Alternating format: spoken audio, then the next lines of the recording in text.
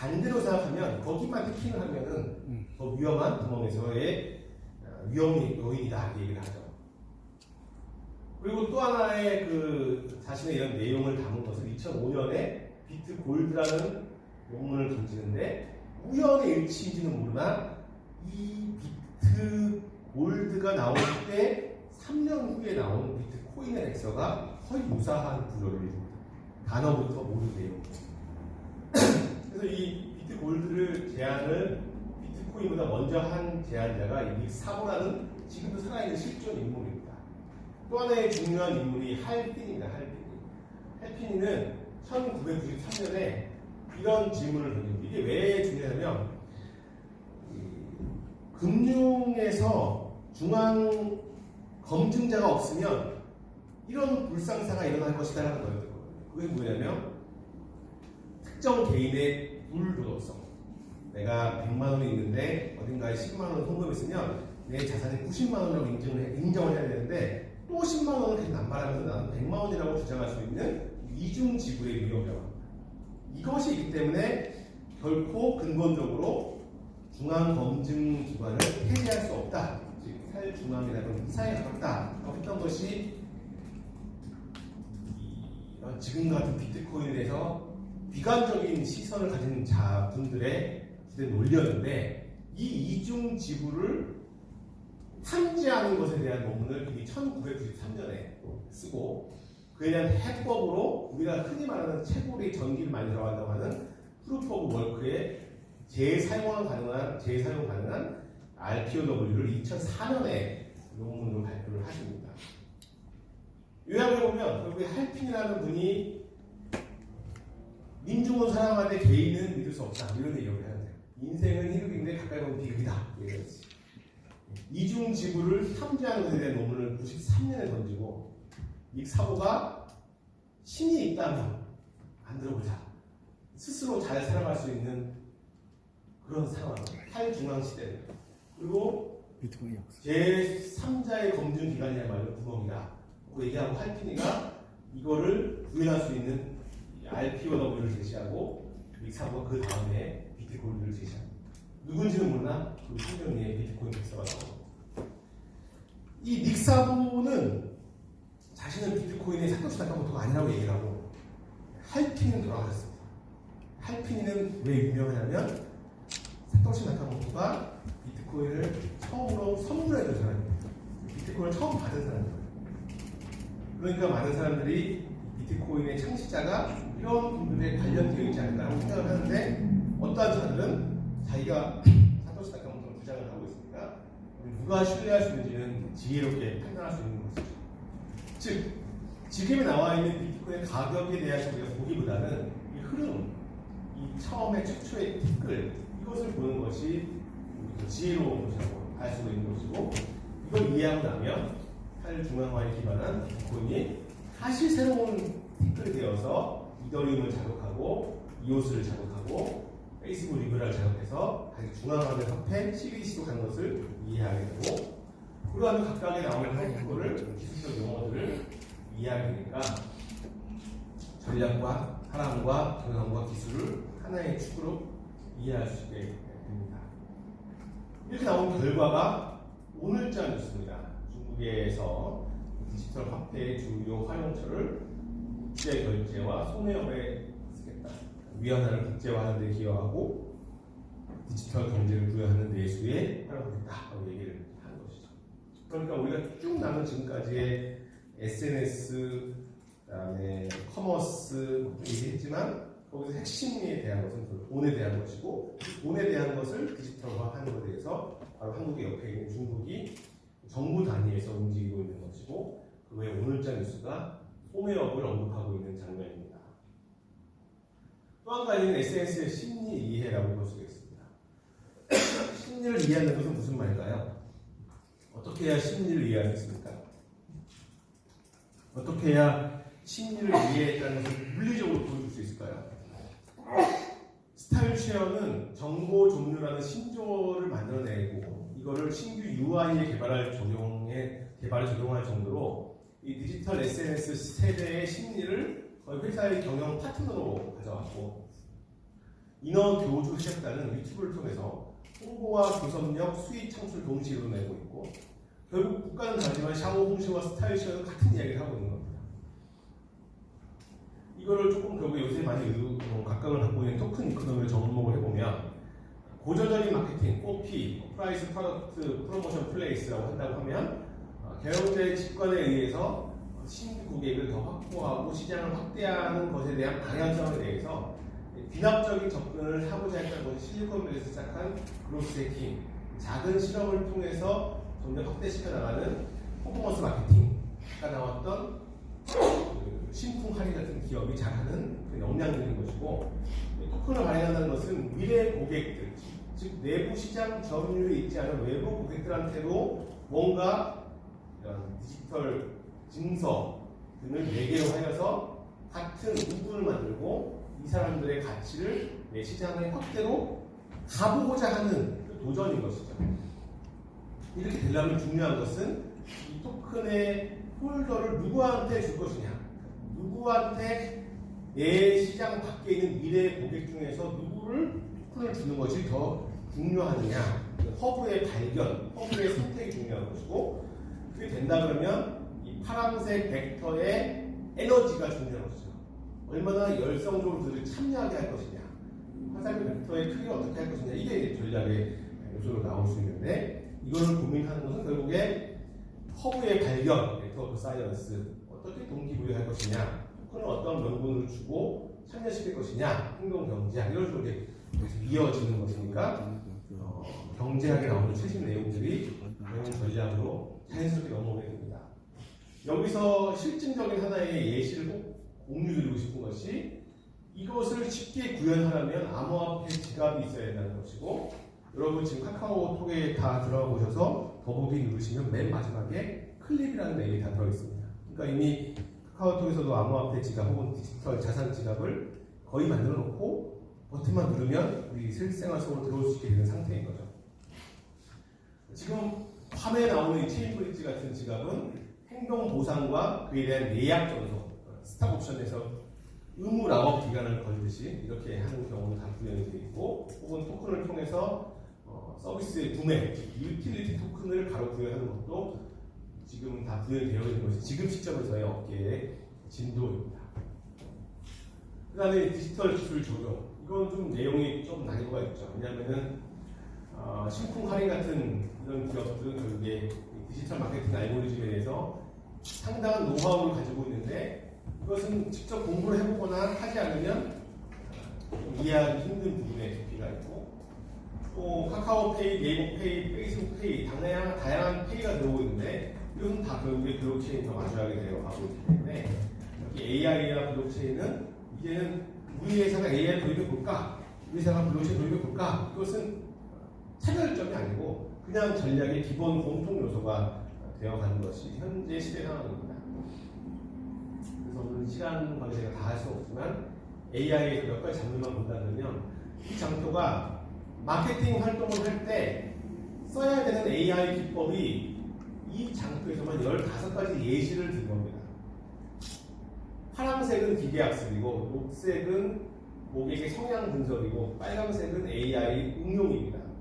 그래서 고객이 처음에 회사를 알게 되었을 때, 고객이 첫 번째 구매를 했을 때, 고객이 재구매를 하는 단골이 되어갈 때, 한 번 사고 안 사는 혹은 사려 하지 않는 우유부단한 고객일 때, 다시 고객이 로얄 고객이 되었을 때, 떠나가는 고객일 때, 각각의 경로에 따라서 어떠한 데이터 분석 기법을 써야 되는지에 대해서 이 차트가 진실이라고 말할 수는 없지만, 저 차트의 작가가 상황별로 이러이러한 것들을 써야 된다고 말하고 있기 때문에, 이것이 주는 의미는 우리 경영자들이 마주하는 데이터 사이언스라고 하는 것이, 디지털 마케팅이라고 하는 것이 굉장히 종류가 많고 구체적인 것이구나, 반대로 이 그림을 읽고 해석할 수 없다면 전략을 의미 있게 실행할 수 없겠구나, 이런 질문을 주는 것입니다.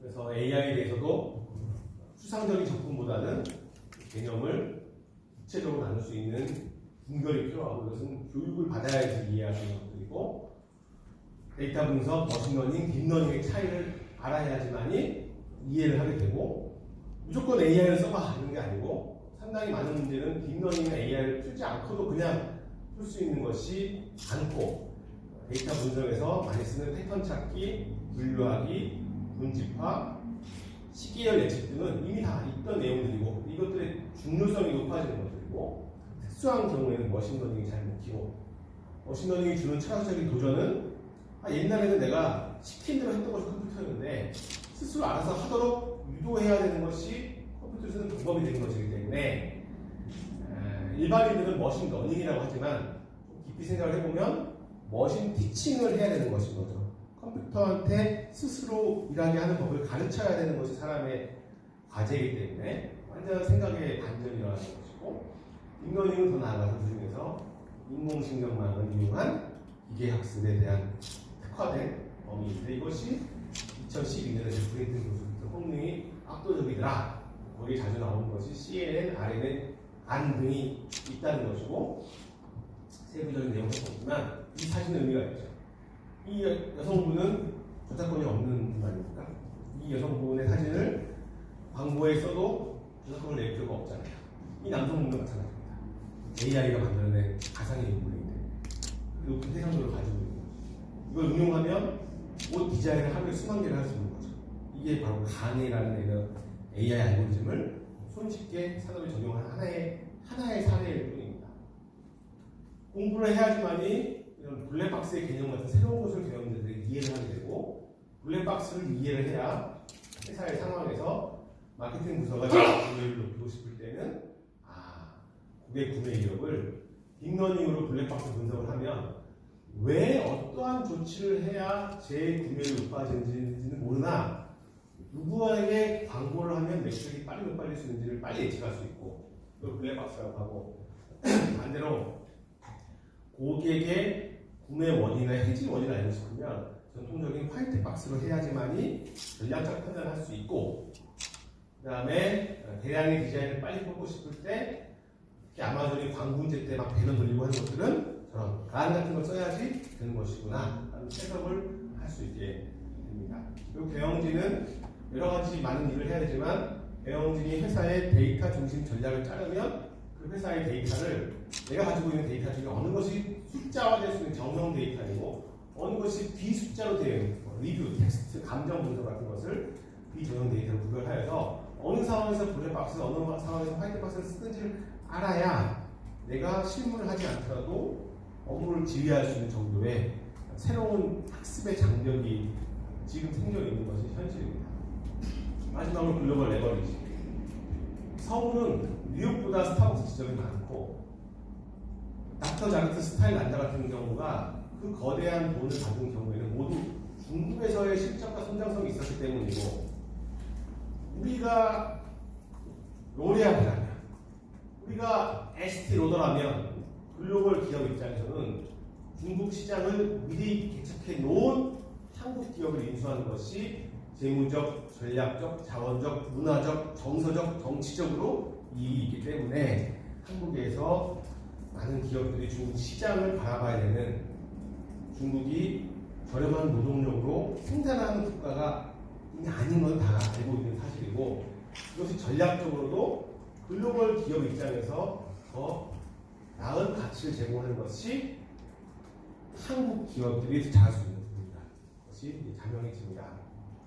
그리고 기태는 글로벌 성장 중에 일본 시장의 부분 내각으로 전체 자원을 집중할 수 있었고 그래서 결국 이 모든 얘기의 최신 버전을 요약해보면 SNS, 디지털 세대, 토큰 이코노미 보상, AI 적용, 글로벌 레버리지, 중요한 전략적 요충지는 목진지는 중국 이렇게 요약할 수 있는 거죠. 이 거대한 중국 시장이 주는 의미 지난달에 했던 건데 잠깐 복습해드리고 있습니다. A하고 B에 들어갈 단어의 퀴즈를 풀어보시죠.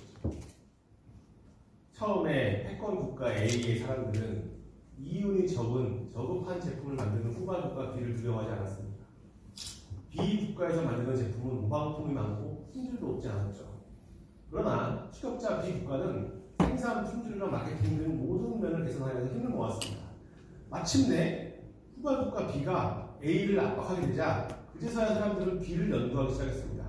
신문에 B국가의 정치와 경제를 설명하는 내용이 쏟아졌습니다. 자, A는 뭐고 B는 누구입니까? A는 영국이고 B는 미국이라는 거예요. 이게 1993년도에 하버드 비즈니스 리뷰에 실렸던 실제 당시의 역사적 상황을 제 말씀의 포인트는 역사는 반복된다는 거죠. 다시 일본과 한국, 다시 미국과 방금 말씀하신 중국. 지금 우리가 목도하고 있는 그 장면들은 우리에게는 굉장히 큰 뉴스로 다가오지만 공부를 하면 흐름을 이해할 수 있게 된다는 것이죠. 그런 상황을 봤을 때 지금의 태산이 되어버린 중국을 마주할 때 우리는 어떤 생각을 할 수 있느냐. 중국은 결국에 국가자본주의고 한국은 이코노미스트가 선정한 아시아 민주주의 지수 1위 국가이고 중국은 그 자체만으로 강력한 대수 시장이고 한국은 중국에 비해서 작지만 글로벌화하기에는 아주 좋은 데이터 캠프를 가지고 있고 중국은 국가 중앙 주도형, 국가 자본주의, 중국식 사회주의라고 말하지만 한국은 이제 국제 특화를 진행하고 있고 중국은 그 내부만으로 그리고 1대1 국가들을 통해서 디지털 통합 시장을 건설하고 있고 이것이 어떻게 보면 큰 위험이지만 어떻게 생각하면은 저는 이점이라고 생각을 하는 것이 제 철학입니다. 만약에 저런 중국이 한국의 지구 반대편에 있었다면 우리가 아르헨티나, 호주 가려면 얼마나 많은 비행을 타야 됩니까? 그럼 우리가 더 구분이 밝을까요? 저는 이 디지털 시대에 지금의 그 상하원대학교 교수님이 쓰신 책에 보면은 아예 그냥 디지털은 중국이 G1이라고 현실이라고 이야기를 하고 계시는데 저는 한국이 G3가 될 수 있다고 생각합니다. 디지털 세대인데 전제는 정신을 바짝 차려야 돼요. 한국이 유리한 점을 보였습니다.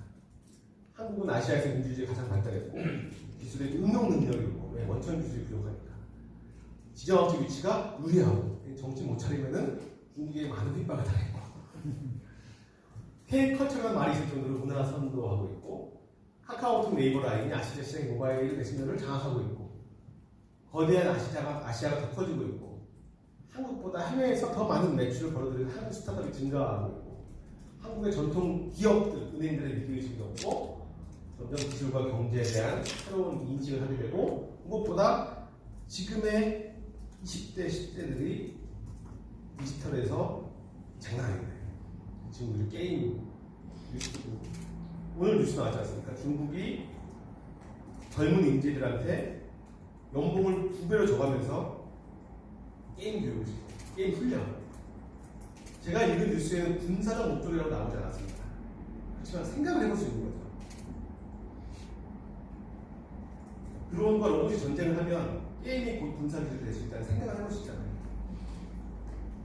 이 디지털에서 한국이 중국 옆에 있는 것이 스트레스일지 아니면 이것이 레버리지일지 이것이 협력의 기회일지는 이제 우리의 결정에 달려있다고 생각합니다.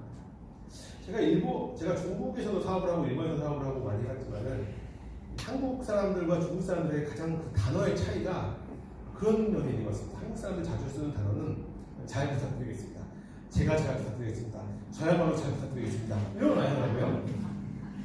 근데 중국은 내가 돈이 작고 내 나이가 어리고 내가 지식이 짧아도 협력하자고 하거든요. 합작하자고 하고. 저는 거기서 우리가 가지고 있는 그 관시와 인맥 그런 단어가 조금 뭐가 많이 다르다고 생각합니다. 제가 여기에 대해서 자세한 내용은 간혹 받으시면 중앙의 조인기에 왜 한국의 디지털이 낙관적인지 왜 우리가 성을 쌓아 망하고 길을 뚫으면 흔하는지 우리도 과학기술 선진국이 될 수 있는 이유가 무엇인지 최근에 중국의 블록체인 불기에 맞서는 한국은 교육 자체를 어떻게 바꿔야 되는지에 대한 내용을 써놨습니다. 저는 우리 학교에서 중국에 대한 과정도 하고 있습니다. 주임 교수로 크립토도 하고 있지만 제가 장강사학원을 졸업했고 너무나 영광을 생각하고 훌륭한 기업들 많이 만났고 제가 한국 장강사학원 사무총장을 하고 있고 그래서 운 좋게도 중국의 장강사학원 과정도 한국 측 주임 교수를 하게 되는데 저는 중국이야말로 정말 재미있고 우리가 공부할 만한 큰 덩어리라고 생각합니다. 중국은 이 수직적 요소와 수평적 요소가 다 있기 때문에 흔히 하는 말로 정치적으로 정책이 있으면 민초들한테 방책이 있다 이런 말을 하듯이 이게 전체적인 시야가 필요한 것이라고 생각합니다. 특히 중국에서 배울 점들은 이제 한국은 얼마 전에 개발도상국에 대한 걸 내려놓았습니다만은 아직 우리가 선진국적인 대화나 선진국의 사고방식을 익숙하게 하고 싶다, 하고 있다라고 말하기는 아직은 좀 무리가 있다고 생각합니다. 가장 큰 차이가 독립적 습관, 독립적 생각을 하느냐, 선진국이라면 변화를 일으키거나 기준을 세우거나 기존 방식을 재해석하거나 우리만의 사상을 창조하거나 이런 것이 선진국의 습관이라고 바라봅니다. 중후진국의 습관은 반대인 것이죠. 아직까지 우리나라가 무슨 새로운 기술 이슈가 있을 때 해외 선진 사례가 없다. 또 교육과학기술부가 2020 몇 년까지 한국의 블록체인 기술 경쟁력을 선진국의 90%까지 따라가겠다.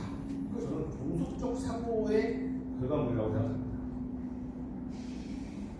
중앙경영대학원은 리카싱 홍보회장님이 세워졌고 한때 세계 탑10 MBA라고 기록이 나오고 있고 미국에서 태교를 받으신 석학들을 다 모셔서 최고의 기업인들에게 최고의 강의를 하고 있는 과정, 우리 대학원이 유일하게 한국에서 단독으로 전강사학원 운동과정 입학기를 제공하고 있습니다. 전강사학원의 기업인들은 워낙 중국 경제에 차지하는 비율이 커서 심지어 전강사학원에서는 CKGSB 경제 인덱스를 새로 만들 정도로 대규모의 물량을 가지고 있습니다. 제가 이 과정에 주임교수 된 다음에 조금 더 바꿨습니다. 독립적 생각으로. 그래서 매달 중국을 가는데 전강사학원은 베이징, 상하이, 션전 세 가지 지역에 캠퍼스가 있는데 저는 생각을 좀 더 나가서 10대 도시를 다 가보자. 그래서 짝수월에는 전강사학원 캠퍼스에 수업을 듣고 홀수월에는 중국을 이해하기 위해서 충칭, 항저우, 광저우, 시안, 청두 가보자 이렇게 해서 거기에 같이 가서 각 지역의 최고 기업인, 정치인, 언론인, 교수들을 모셔서 현지 수업을 듣고 또 짝수월에는 전강사학원의 정규 커리큘럼을 듣는 18개월 동안 18번을 중국을 다니네. 대신 공식 통역을 다 제공해주고 한 달에 3박 4일만 딱 갔다 오는 겁니다. 압축적으로 이렇게 하는 커리큘럼으로 제가 다 리뉴얼을 했습니다. 그리고 한국에 있을 동안 AI, 블록체인, 빅데이터들을 아주 전공자 레벨까지 깊이 있게 배우고 바로 그 다음에 중국에 가서 사례를 눈으로 확인하자 이렇게 바꿔서 이거에 대한 개강을 내년 2월에 3개월 뒤에 합니다. 전국의 전 세계에 있는 중국의 동문회들과 같이 교류를 하고 한국에 있는 기업인들 일기 나오는 분들하고 중국에서 공부하시는 분들하고 함께 한국 동문회가 작년에 설립이 됐고 주임무술을 하고 있습니다. 오늘 유한 연말에 다가오는 시간인데 제가 좀 더 목소리가 좋지 못해서 그 다음에 제 모든 강의록은 제 홈페이지에 올려놨으니까 참고해 주시기를 부탁드리고요.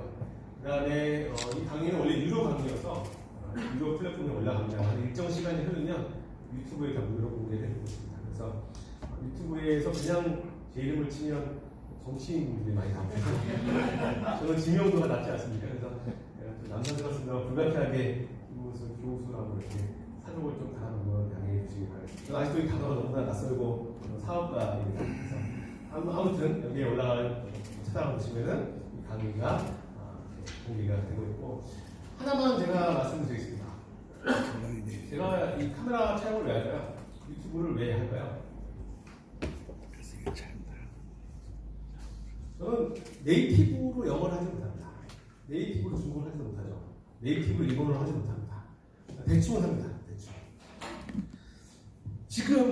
지금 여러분들 집에 들어가셔가지고 저 유튜브를 찾으셔가지고 영상을 켜시고 자막 생성을 버튼 누르시면 자막을 영어로 보기로 하면 제가 강의한 모든 내용이 영어로 순식간에 나옵니다. 지금. 그런데 아직은 익숙하지 않죠. 왜냐하면 자막의 번역의 품질이 아직 좀 어색합니다. 이게 자연스러워지는데 몇 년 걸릴 거라고 보십니까? 저는 3년 못합니다. 많이 갔을 때 3년 봅니다. 플러스 알파를 말씀드릴까요? 지금은 제가 한국말로 말씀드린 것이 자막이 영어로 나오고 있습니다만은 사운드는 저의 이 목소리로 한국말로 나온 거 아닙니까? 어떤 사람은 들으면 이 음질로 영어로 나오는데 3년. 저는 이 생각이 과하지 않다고 생각합니다. 그리고 제가 그런 근거를 댈 수 있는 논문들을 시간만 있으면 제가 제시해 드리고 싶은 게 제 간절한 마음. 이 정도의 우리가 기술의 변곡점에 서 있습니다. 저는 비트코인의 가격보다 이 세상의 변곡점이 더 흥미롭고 재밌고 많은 경영학자분들께서 연구해 주셔야 하고 많은 기업인들 도전해야 되고 지금도 장래 희망이 없다라고 말할 수밖에 없는 학생들한테 교육 현장에 있는 분들이 복음을 전파하는 마음으로 공부해가 아니고 살살 이렇게 동기부여 해가면서 건네일 수 있는 마치 우리가 어릴 때 할머니 할아버지가 들려주던 옛날 얘기 같은 그거보다 더 재밌는 이거는 실전이니까 그렇지 않을까라고 생각합니다. 저는 이 귀한 시간에 이 강의장에 오실 수 있는 정도면 대한민국에서 굉장한 중요한 역할을 하는 부분이라고 생각합니다. 그래서 중국에 대해서 더 마음을 여시고 새로운 디지털에 대해서 마음을 여시고 그거를 사업도 활용하시고 우리 미래 세대에게 지금 당장 전파해 주시기를